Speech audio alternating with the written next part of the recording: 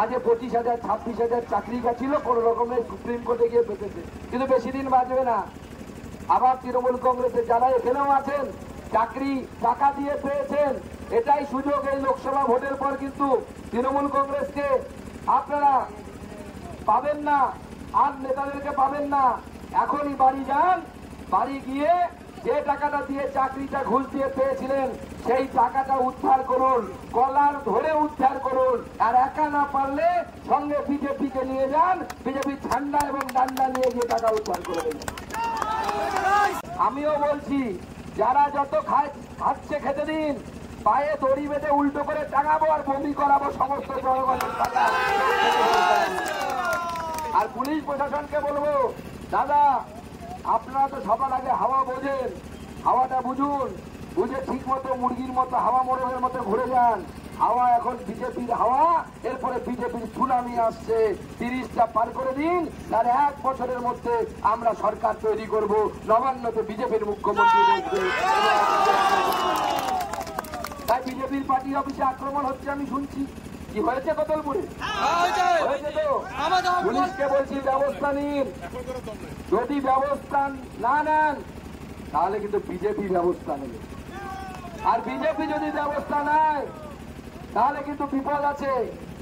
গত 2 দিন আগে আমি আর দিলীপ দা তার র্যালিতে ছিলাম, ও আমাদের বিরাট র্যালি যাচ্ছে, মানুষ আনন্দে জয় শ্রীরাম বলছে, 5 থেকে 3টে 4টে গো ব্যাক করছে। আমাদের কর্মী সমর্থকরা এমন ধাওয়া দিল, সব ঘরের ভিতরে গিয়ে ঢুকে গেছে, সব গো ব্যাক ঘরের ভিতরে। তাই আপনারা পুলিশ যদি অ্যাকশন না নেয়, আপনারা রিয়াকশন দেবেন। কি দেবেন তো? দেবেন তো?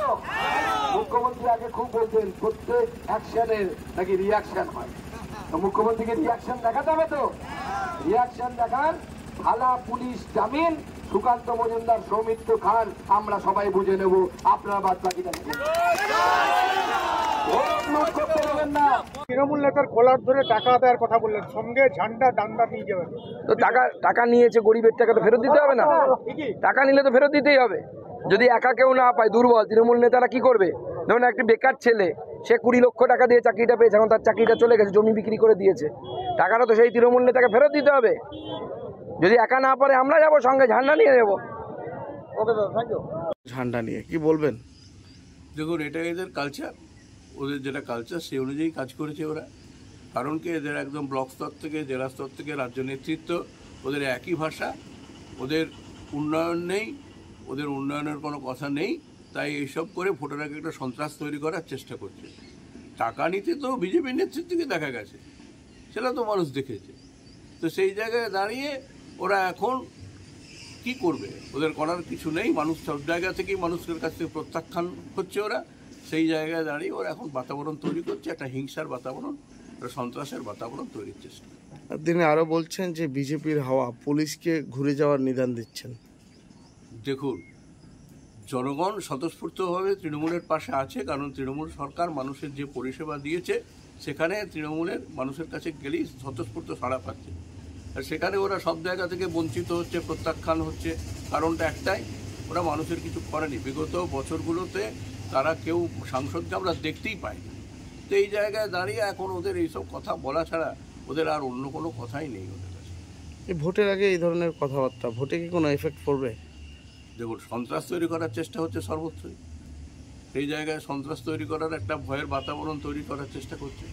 এটা ভোটে কোনো এফেক্ট হবে না, কারণ মানুষ তৃণমূলের পাশে আছে, মানুষ উন্নয়নের পাশে আছে। তো তার জন্যই মানুষ এদের কোনো কথায় কোনো কর্ণপাতই করবে না।